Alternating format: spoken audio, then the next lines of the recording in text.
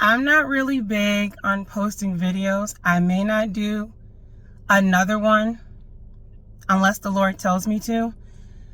But this word has been planted on me for so long, and I'm not sure who it's for. But in order for me to move forward, I need to get this out.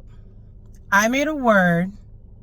Well, I received a word is a better way to put it, due to the season that I'm in. And the first thing that came to me when I was one day reading the story about Abraham and his promised child, Isaac, a title called Releasing Ishmael. If you're not familiar with the Bible, I can do a brief synopsis. So, as you guys know, maybe the key bits and pieces, Abraham and Sarah wanted a child so bad, but they were like 80 plus years old and they couldn't have one. Until it came to a point where one day God had spoken to Abraham and told him that I am going to make you a father of many nations and you will receive your promised child. Abraham was like, okay, that's cool. I'm 80. I don't know how I'm going to have a child, but if you say I'm going to have it, so be it. I'm going to hold you to that. I'm going to pray about that and I'm going to stick with it. Sarah, on the other hand, being the actual woman, did not think that was feasible, and she left.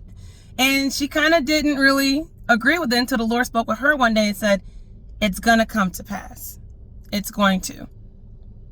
You just gotta stay patient. You gotta wait. Well, what do we do when we can't wait? We take things into our own hands. So, make things real quick. Abraham was given permission by Sarah that in order for her to have the son that she wants so bad, that he could sleep with their handmaid named Hagar. So, of course, Abraham was like, all right, word. I'm going to go ahead and I'm going to do that if you say so. Weird, but he did. So, not only did he step out of his covenant, his marriage, to have a child with a woman who was a servant, a slave, an Egyptian woman, but he also did not take heed to the word of God that was basically told to him, and that was a sign of distrust.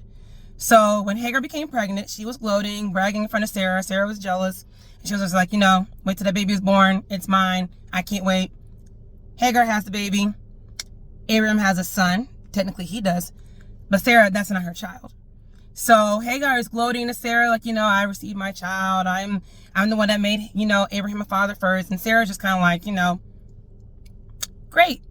I'm seeing the repercussions like, this isn't what I had in mind. This isn't how it's supposed to be. Now, mind you, that's Abraham's son. And Abraham was like, the promises you said that I was going to have, I hope that, you're going to pass on to my son. Well, God's like, no, that ain't it. That's not it. But before he was told it wasn't it, there was a period of time where God was silent and did not speak to Abraham for years because he did that. And when he finally spoken to him, he told Abraham, like, I can't give Ishmael the promise. I can't do that. That's not what I promised you. That's what you did because you couldn't wait. When we can't wait, we can't receive the promise that God has given us because we're taking it into our own hands, basically saying we're being our own gods. We're in rulership of our own selves. And so when Abraham had realized that, and, he repented and he felt bad and he told God, I'm sorry. God still said, I'm still going to use you. You're still going to receive that promise, but that's not it. That's not what I said to you and Sarah. So there's a time where he also goes back to Sarah and let him know, like, because Sarah's kind of like a little upset that, this isn't how it's supposed to be. Like, that's supposed to be my son, but it's not your son, it's hers. And you did that out of spite of your own feelings. And sometimes when we're in our own feelings, we do things that are going to bite us in the butt. And here it is. Yes, Abraham has a son, but it's not with her, not with his wife. So God told her around this time, you're going to have a kid. Sarah's like, oh, all right, whatever. And she laughed and God was like, I'm not kidding. You will have a kid, but we'll come back to this. Well, during this period of time where if you read the chapters, chapter 15, that was when God had promised Abraham about the son. Chapter 18, 3 chapters later, was when he had went and that was the birth of Ishmael, which is the son of him and Hagar, not him and Sarah. Chapter 21 is when, in between those chapters of 18 and 21, Sarah was told that she was going to have a child. She did. And the promised child, Isaac, finally came. Once they waited and repented for what they did, they received Isaac, the son, who was known as the promised child. So here's the thing. Not only sometimes do you have to wait in order to receive your promise, but there's some times where you can receive your promise, but you're still hanging on to your Ishmael. For example, Ishmael and Isaac are raised in the same household. You got the child that was done outside the covenant, then you got a child that's made in the covenant, all living under one roof. There was some strife in that house. Ishmael, the child who was not the promise, made fun of Isaac, who was the promise. And that made Sarah upset. And she was like, Hagar and Ishmael, they got to go. This is our house. You can't keep them here. They're picking on our son. And I'm not going to let them basically keep talking about what Lord has blessed us with. And that basically is an example of showing how when you try to move on and you finally do things God's way and you finally receive your promise, that sometimes the things that you used to hold on to in the past will mock your present. They'll mock your promise. So Ishmael is laughing at Isaac, like, look at him, I'm the firstborn, I'm going to get everything, but he's not. He's not the promised child. He's the child that was made out of haste, out of want, out of lust, out of longing, and not taking it to God first. So Abraham, after hearing the plea of his wife, which little do you guys know, the wife being the neck does have a say, and Abraham had to make a decision, and the Lord was with him when he did. He was like, listen, I know you love Ishmael because that is still your son, and I know you love Hagar because though that she was a woman that you stepped out of the covenant with, when you guys have intimacy as relations like that, you're creating a bond, a soul tie. So he has a soul tie with Hagar and a son with her at the same time.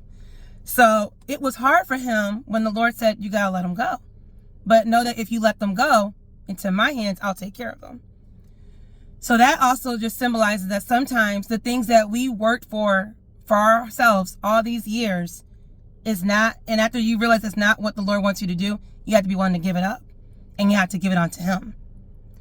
That was probably one of the hardest things Abraham had to do besides leaving when the Lord told him to leave to go find the land that he promised him to start building a nation. And not only did he have to give up his firstborn son, but he had to let go of Hagar, who he had relationships with. So when he finally let her go, he didn't just leave her and, tell her, like, get up out my house. He moved her out with grace. He made them a water canteen so the child could have something to drink and herself. And he packed them up on a camel for them to leave so they would not be just left out in the desert for nothing. Sometimes when it's time to depart from something that you've held on to for so long that doesn't work because it's not within God's will, you don't have to leave it in haste thinking like, oh, you're not what God wanted me to have. And you don't have to hurt that thing, that person, or that situation. You don't even have to abandon it like scot-free like that. You can leave a situation with grace. And you can leave by also it being symbolized almost as a blessing. Because little did you know within that story, even though Hagar was wandering in the desert by herself, the Lord saw her and heard her cry. He was with her and her child. And he told her, though that you have been separated from Abraham, I will still bless your son, and he will be ruler of other nations, and you will be blessed as well. Sometimes separation doesn't only just bless you, but it blesses the person, because if you guys aren't benefiting from the situation, or if that job, that career, that materialistic thing, or that person is not benefiting you, and you're not benefiting them, sometimes it's just best that you guys separate. So within that separation of Abraham and Hagar, there was still some restoration and peace within that whole situation, and also restoration within Abraham's household, as well as having his promised child. And I'm not sure if I'm going about the right way. I do better when I write than when I speak, but I just have to be obedient, and I have to put this out there. You can take it as you see fit, but just to sum it all up together, the thing that you're hanging on to that you know that is no longer serving you, you have to let it go. You got to let it go. And it's going to hurt. Testament right here. I had a relationship myself for 7 years, and it was not coming from a good place. It wasn't. It was just, It was comfortable because I was familiar with it, but at the end of the day, it was not benefiting me spiritually nor emotionally. It was draining me. And though you are comfortable in that place, God always will have something better for you. And even if when you leave, you think you'll never get it back, there are chances sometimes God will bless you with an Isaac, something new and that is promised. Or there is times where you can receive restoration, and whatever you have to let go, the Lord will bring it back if it's meant to be in His will, and it'll be better for you. It'll be healthier for you. You won't have to suffer or compromise to do anything to keep it. It'll actually stay because it's within God's will. And that's another reason why we have to be careful with relationships, job moves, motives, decisions. We have to take an account and touch with our Holy Spirit before making these decisions, because we're flesh. And the heart is deceitful above all things, and out of it flow the issues of life. That's 2 scriptures in one. You can look up yourself. I believe it's Jeremiah 17:9, and then Proverbs 4:23. If I'm not mistaken, I just mixed both of them together. But just take heart. It can be hard. It's gonna suck. It's going to hurt. But throughout that whole period and that season of you letting it go, just talk to God about it. Talk to Him. He'll help you. He's been helping me so far. But then again, when you come to Him, you don't need fancy words. Just come to Him wholeheartedly and with a genuine motive and intentions. And little do you know, you can be healed and you can have restoration in your heart again. You can find love again. You can find a better job. You can have restoration between a friendship or relationship. You can have your materialistic things that you have lost. You can gain it back tenfold if you just take it to Him and honor and serve Him, and not have to worry about carrying all that burden on yourself. Your children can be healed and come back to church. You can have all these things that you think that you lost can be restored to you if you put it in God's hands. If you let Him take the wheel and take control. So, like I said, I'm just being obedient. I wasn't planning to talk this long because I'm actually on break right now. So, hopefully within what I said, it made some type of sense. I'm not a prophet. I'm not a preacher. All I know is to evangelize and just continue to push the good word out, because He's real. He's still working miracles. And if He can do it for me, I know He can do it for anybody that's listening. So just take heart, and I will leave you with 2 scriptures that's been motivating me so far throughout this year. There's Jeremiah 29:11.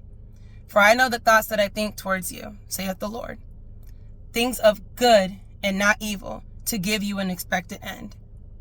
And also Isaiah 60:22. When the time is right, I, the Lord, will make it happen. All we have to do is surrender it up. Whatever it is that you're dealing with. You don't have to type it in the comments. You don't even have to share this. You don't have to like. I just had to do what I'm told. But the least that I hope this message can do is move or stir something in you to make that same decision. So you don't have to keep this up for years, like I did. 7 for completion, I guess. And suffer more than what you have to, because you don't have to. As long as you surrender whatever it is to God, and if you really love it, you let it go. And if it's meant to be, God will bring it back to you. And it will be restored, and it'll be healthier, and you'll be thankful at the end of the day that you let Him take it, rather than you trying to do it on your own. Because when we do a thing on our own, we can either damage it, we can sever it, or we can just die in it. And when I say die, I don't mean like literally die, but spiritually, emotionally, and mentally, you can be deceased.